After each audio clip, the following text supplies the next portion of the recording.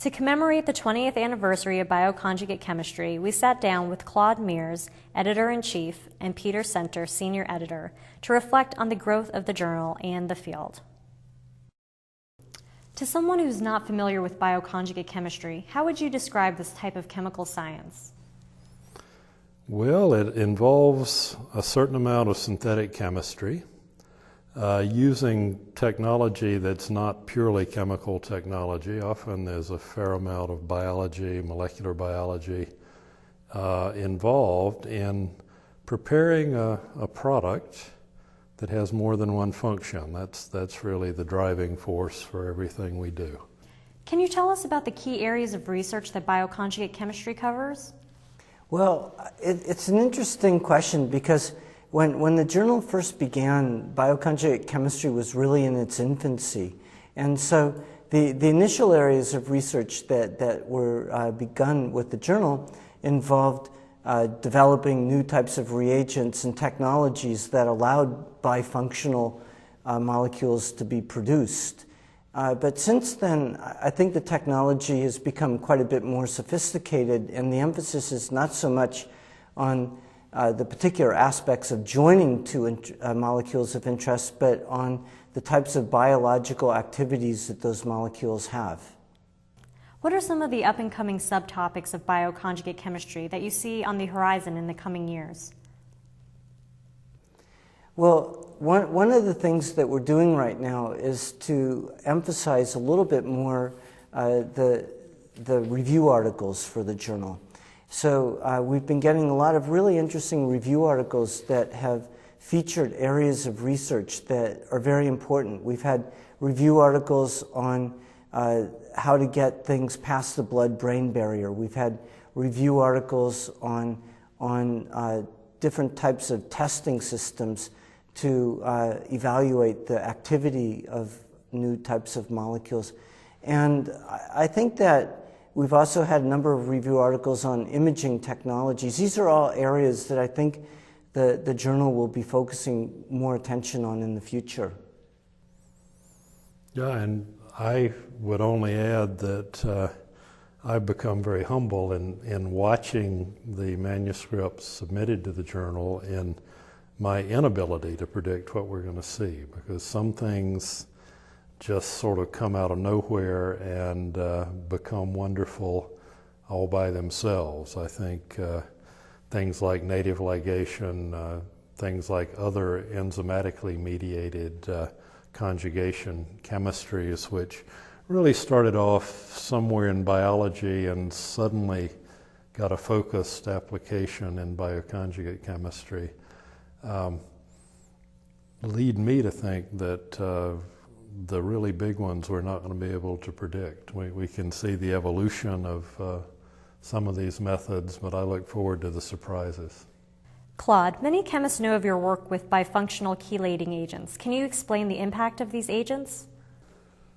Yeah, a lot of people are aware of what we did a long time ago now in taking an element out of the periodic table and synthesizing a ligand which would bind that element very tightly and also attach it to a biological molecule such as a protein or an antibody for targeting in usually in cancer. And so that work went from studies in vitro to animal model studies and to clinical trials.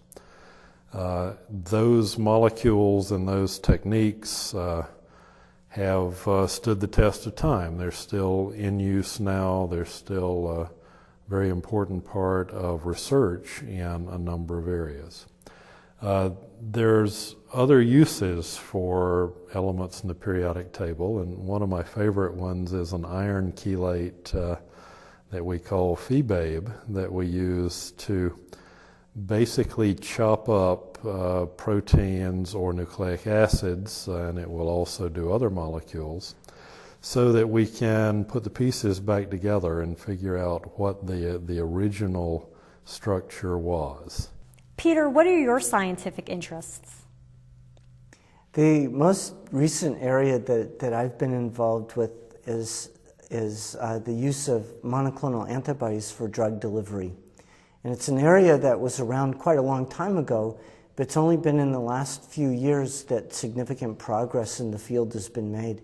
And we've published a lot of our papers in bioconjugate chemistry in this area. What we do is we take highly potent anti-cancer drugs and attach them to monoclonal antibodies and use the monoclonal antibody to deliver the drugs to tumor sites so that the drug doesn't go to all of the normal tissues in the body. Claude, do you feel the journal has met its goal set at launch to contribute to a better understanding of the molecular events that govern the properties of bioconjugates? Yeah, absolutely. When I try to remember back to 1990 in the dark ages, as Peter mentioned earlier, there was a time when everybody had to take a lot of guesses about what would work. We had some enormous challenges on delivering drugs or signaling molecules, usually to cancer, but sometimes other diseases. And there simply was not an organized body of literature that we could refer to. And we found ourselves, I think all of us at that time, just sort of cut and try. It was very empirical. And over the 20 years or so, there is now a body of knowledge. There is an established group of technologies that are well characterized and reliable. If today you need to deliver a targeted therapy to a particular disease, you know where to start. You don't really have to start from scratch. And as in all sciences that become mature, the rate of progress increases sharply as time goes on. Peter, what is the most rewarding aspect for you of being the senior editor of Bioconjugate Chemistry? I think the thing that I love about being the senior editor of Bioconjugate Chemistry is being exposed to such a broad scope of science, and to be able to see so many manuscripts so often. And some of the manuscripts are just very interesting. I love looking at manuscripts of areas that are brand new and pioneering. And so that's been one of the things I've enjoyed the most. And Claude, what is the most rewarding aspect for you of being editor-in-chief of the journal? Well, it's always been important to serve the community. I think, again, looking back to when the journal started, as Peter mentioned, that was a time when there was not a good place to publish work like this, and so it ended up being scattered around. Some important biological result would not be accompanied by a detailed description of the chemical synthesis and characterization that underlay the biology. And everything was slowed down because of that lack of organization. So I think the journal has served that part of the scientific community really, I think, very well. Thank you both for taking the time to meet with me today here at UC Davis, and congratulations on 20 years of excellence for bioconjugate chemistry. Thank you very much. Thank you.